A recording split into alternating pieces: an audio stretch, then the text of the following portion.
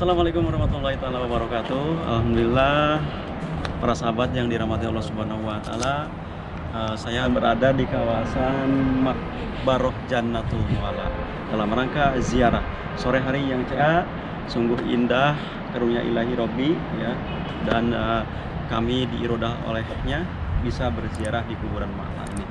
Dan tentu rasa syukur yang tiada tara kita bisa berkunjung ke tempat ini, kita bisa berdoa, mudah-mudahan doa kami bisa dikabul dan harapannya kami bisa berkumpul dengan keluarga Rasulullah SAW nanti di surga ya Allah. Amin ya Allah ya Rabbal alamin. Baik sahabat yang dirahmati Allah Subhanahu wa taala, sungguh kenikmatan luar biasa.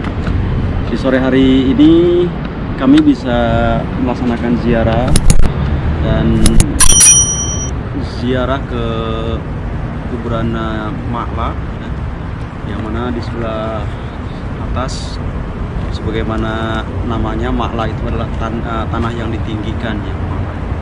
Dalam kawasan Mejun di sebelah atas ada kuburan lagi, ada pagar lagi di sana. Di sana dikuburkan keluarga Rasulullah SAW, istri beliau juga putra-putra beliau dan juga leluhurnya Rasulullah SAW, yaitu kakek beliau Sayyidina Abdul Muttalib. Dan baru saja kami telah melaksanakan ziarah dan berdoa di kuburan Mbah Maimun Zubair atau yang terkenal dengan nama Mbah Mun. Bangga hati, berbahagia meskipun semasa hidup kami tidak bisa bertemu dengan beliau, tapi pada saat ini saya bisa, insya Allah bisa memastikan kami bisa berziarah ke makam beliau ya, karena beruntung di batu yang dibuat untuk tanda kuburan tersebut ada namanya, nama Mbah Maimun. Beda lagi dengan kuburan-kuburan yang lain ya, seperti yang kita lihat di sekitarnya, kuburan-kuburan hanya ditandai dengan batu-batu. Tapi spesial Mbah Maimun, entah mungkin keluarganya dulu ketika beliau dikubur sekitar 1 tahun yang silam ya, beliau dikubur di sana. Mereka membuat batu nisan dan diberi tanda ada namanya Mbah Maimun Zubair Indonesia. Jadi alhamdulillah saya bisa memastikan bahwa itulah kuburan Mbah Maimun, salah satu ulama yang disegani ya, di tanah suci. Jadi kita sebagai rakyat Indonesia patut berbangga hati karena memang Mbah Maimun atau ulama-ulama yang lain seperti Syekh Nawawi Al-Bantani, kemudian Syekh Khatib Al-Minangkabawi, termasuk Mbah Maimun yang baru setahun lebih wafat, beliau dikubur di sini. Begitu dihargainya ulama Indonesia. Jangankan di Indonesia, di negara sendiri, di negara Saudi Arabia pun jasad para ulama itu, para ulama Indonesia begitu dihargai. Karena ya, orang yang dikuburkan di Ma'la ini adalah termasuk tokoh-tokoh yang sangat berpengaruh di negaranya masing-masing. Jadi seandainya rakyat biasa atau para peziarah yang kebetulan wafat di kawasan ini ya, maka mereka masyarakat awam dikuburkannya bukan di daerah Ma'la ini. Itu ada kuburan lain yang namanya adalah kuburan Soraya. Tapi karena memang Mbah Maimun dan ulama-ulama yang lain memang sangat disegani oleh pemerintah Saudi Arabia, maka beliau dikuburkan di kawasan Ma'la ini. Artinya bisa berada di kawasan, bisa berdekatan dengan kuburan keluarga Rasulullah SAW. Mudah-mudahan beliau-beliau nanti juga termasuk kita semuanya para peziarah, baik yang ziarah secara dohiriyah bisa datang ke tempat ini atau berziarah dari kejauhan, berdoa ya, tak putus-putus, tak bosan-bosan berdoa untuk semua kaum muslimin termasuk para ulama. Mudah-mudahan kita bisa berkumpul dengan keluarga Rasulullah, dengan para ulama, baik ulama Indonesia ataupun ulama di dunia nanti di surga. Amin ya Allah ya Rabbal alamin. Lanjut kemana? Kita akan lanjut, kita mendekati, melihat dari dekat kuburan Siti Khadijah. Nah, jadi sahabat yang dirahmati Allah Subhanahu wa taala, pertama tentu kita mengucapkan assalamualaikum terhadap ahli Makbaroh Ma'la ini. Dan itu yang utama, ya, keselamatan, kesejahteraan semoga tetap tercurah kepada baginda Rasulullah juga kepada keluarga beliau.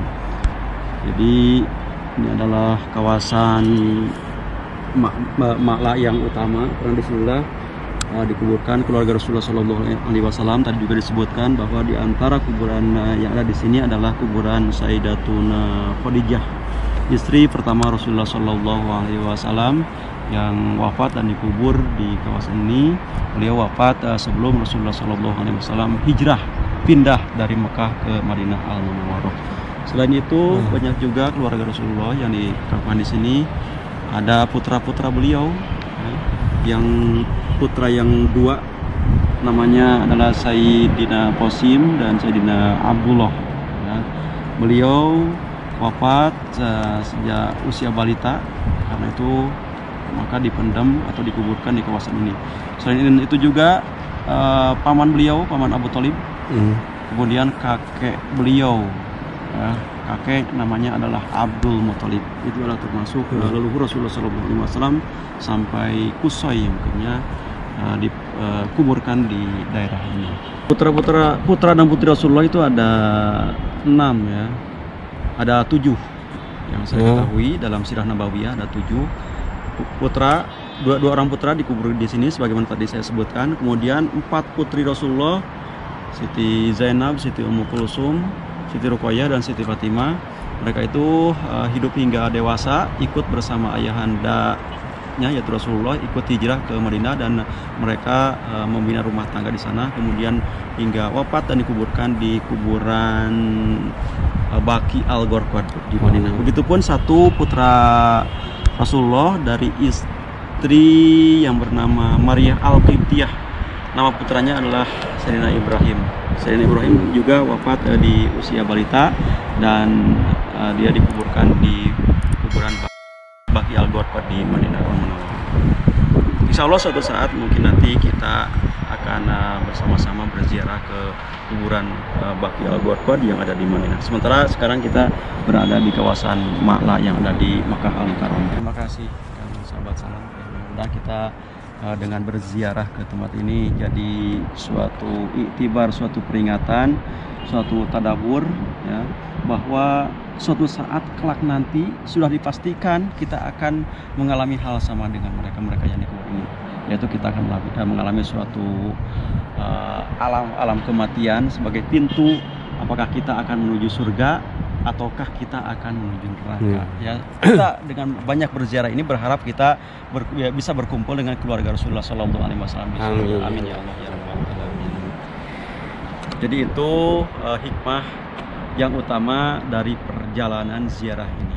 Kita mesti waspada karena setiap saat kita selalu diintai oleh malaikat Israel. Kita akan mengalami suatu hal yang sangat menyedihkan, sangat menyakitkan, karena kita akan berpisah dengan seluruh keluarga yang kita sayangi, kita cintai. Bukan hanya keluarga, harta benda atau apapun yang kita sayangi, semuanya akan kita tinggalkan. Kita hanya sebujur bangkai yang dibalut dengan, kalau laki-laki mungkin hanya 3 lapis kain kafan, ya, kain yang terjelek mungkinnya. Atau kalau bagi perempuan hanya 5 lapis kain kafan tersebut. Ya, subhanallah, luar biasa. Makanya kita apabila kita merasa gundah gulana, merasa tinggi hati, merasa sombong, maka kita perlu memperbanyak ziarah agar kita ingat mati. Kalau ingat mati, apa yang perlu kita sombongkan di dunia ini, ya, semuanya akan mengalami mati. Ya, kesombongan, keangkuhan. Firaun pun yang kaya raya, yang ganteng, yang sehat luar biasa, dia itu dihinakan matinya oleh Allah Subhanahu wa taala, ditenggelamkan di Laut Merah. Apalagi kita, hanyalah kita. Iya, benar kan? Tentu kita harus selalu introspeksi diri, harus selalu mawas diri bahwa maut selalu mengintai kita.